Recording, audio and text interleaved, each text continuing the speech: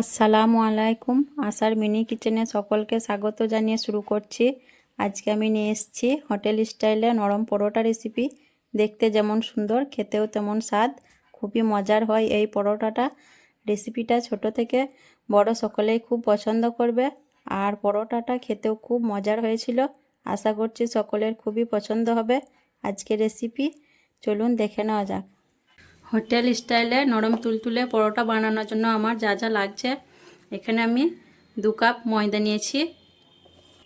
এখানে আছে 2 চামচ চিনি, স্বাদ মতো নুন, আর এই ছোট বাটিতে 1 বাটি রান্নার সাদা তেল আর একটা ডিম। আর চিনির পরিমাণটা যে যেমন মিষ্টি খাবেন সেই হিসেবে নেবেন। আর ডিম, তেল, চিনির পরিমাণ যে যেমন ময়দার পরিমাণ নেবেন সেই হিসাবে বাড়িয়ে কমিয়ে নেবেন। তো প্রথমে আমি স্বাদ মতো নুন দিয়ে দিচ্ছি। সব নুনটা আমি দিলাম না। আর চিনিটা দিয়ে দিচ্ছি। ময়দার মাঝখানটা একটু আমি ফাঁকা করে নিলাম। আর সাদা তেলটা দিয়ে দিচ্ছি। আর ডিমটা আমি ভেঙে দিয়ে দিচ্ছি। সব উপকরণগুলো আমি হাত দিয়ে খুব ভালোভাবে মেখে নেব। প্রথমে আমি ডিমটা ভালোভাবে একটু ফেটিয়ে নিচ্ছি। এখানে চিনিটা গুঁড়ো দিতে পারেন, গুঁড়ো দিলে তাড়াতাড়ি মিশে যায়, আমি গোটাই দিলাম। এখন ময়দাটা আমি ভালোভাবে মেখে নেব।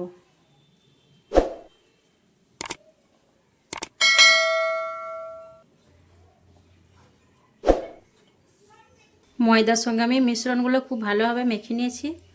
আর এখন আমি কুসুম গরম পানি দিয়ে ময়দাটা একটা ডো তৈরি করে নেব। আর পানিটা ঠিক এমন গরম করবেন যাতে হাত দিয়ে মাখতে অসুবিধা না হয়। আর ময়দাটা যত ভালোভাবে বানাবেন পরোটাটা ততই ভালো হবে। পানিটা আমি একবারে দিচ্ছি না, একটু একটু করে পানি দেব আর ময়দাটা মাখবো। এভাবে করে আমি একটু একটু করে পানি দেব আর ময়দাটা মাখতে থাকবো। দেখুন আমি ময়দাটা খুব সুন্দরভাবে মেখে নিয়েছি। 10 মিনিট সময় নিয়ে নরম সফট একটা ডো বানিয়ে নিয়েছি। এখন আমি উপর থেকে কিছুটা তেল মাখিয়ে রেখে দেবো, তাহলে ময়দা মাখাটা ড্রাই হয়ে যাবে না। আর এখন আমি ঢাকা রেখে 10 থেকে 15 মিনিট আমি রেস্টে রেখে দেবো। আর ময়দাটা রেস্টে যত রাখবেন পরোটাটা ততই ভালো হবে। 15 মিনিট পর আমি ফিরে এলাম। আর ময়দাটা দেখুন একটু ফুলে উঠেছে। আর এখন আমি আরও একবার ভালোভাবে ময়দাটা মথে নেব। ময়দাটা আমি ভালোভাবে মথে নিলাম। এখন আমি এটা দুভাগে ভাগ করে নেব বেলার সুবিধার জন্য।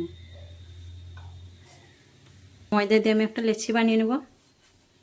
হাত দিয়ে আমি এইভাবে গোল করে একটা বড় লেচি বানিয়ে নিলাম। আর এখন আমি এটা ময়দা দিয়ে একটা বড় রুটি বেলে নেব।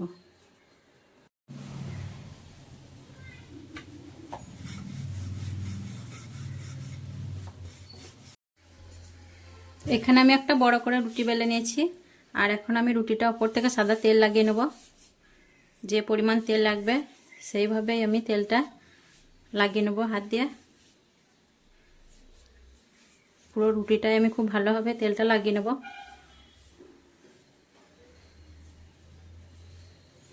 দেখুন পুরো রুটিটায় আমি খুব ভালোভাবে তেল লাগিয়ে নিলাম।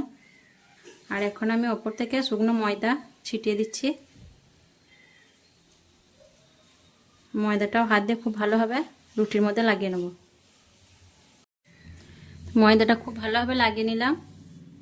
ময়দাটা খুব ভালোভাবে লাগিয়ে নেওয়ার পর এখন আমি হাত দিয়ে রুটিটা এভাবে রোল করে গুটিয়ে নেব। আর এই কাজটা আমি আস্তে আস্তে করে নেব যাতে করে খুব টাইটভাবে রোলটা হয়। দেখুন খুব সুন্দরভাবে আমার রোলটা করা হয়ে গেল। আর হাত দিয়ে একটু চেপে চেপে বসিয়ে দেব। তো দেখলেন কাজটা আমি কিভাবে করলাম। এখন আমি ছুরি দিয়ে লেচি কেটে নেব। এটা হাত দিয়েও লেচিটা কাটতে পারেন, আমি ছুরি দিয়ে কেটে নিচ্ছি।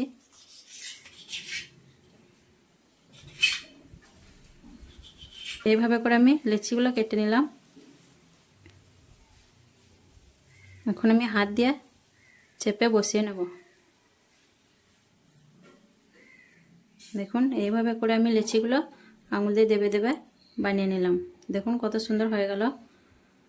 একইভাবে আমি সব লেচিগুলো আঙুল দিয়ে চেপে চেপে বসিয়ে নেব।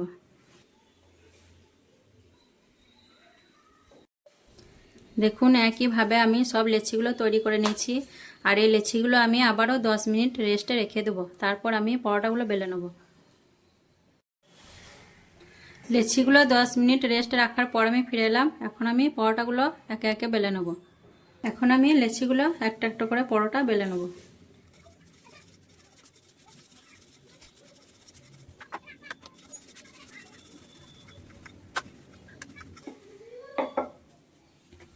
একটা পরোটা আমার বেলা হয়ে গেল। আর এইভাবে সবগুলি বেলে নেব। পরোটাগুলো আমি সব বেলে নিয়েছি। এখন আমি সেঁকে নেব। তো গ্যাসটা জ্বালিয়ে আমি তাওয়া চাপিয়ে দিয়েছি।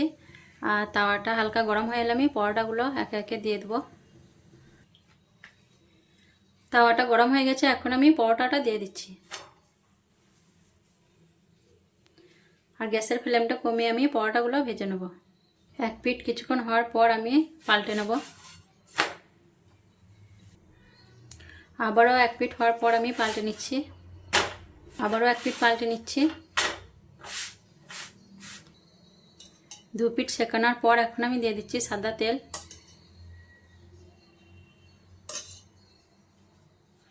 তেলটা আমি প্যাচেলার দিয়ে ভালোভাবে পরোটার মধ্যে মাখিয়ে নেব।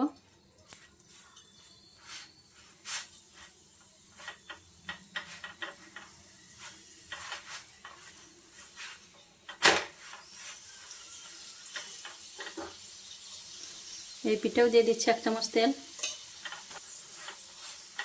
এই পিঠ ও পিঠ খুব ভালোভাবে উল্টে পাল্টে আমি পরোটাগুলো ভেজে নেব। পরোটার কালারটা দেখুন কত সুন্দর হয়েছে।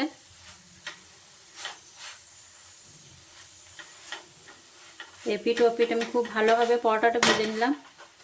এখন আমি এটা তুলে নেব। মাশাআল্লাহ দেখুন পরোটাগুলো কত সুন্দর হয়েছে। আর পরোটার কালারটাও কত সুন্দর হয়েছে।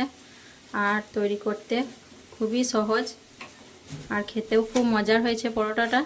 তো আমি একটা পরোটা ছিঁড়ে দেখিয়ে দিচ্ছি।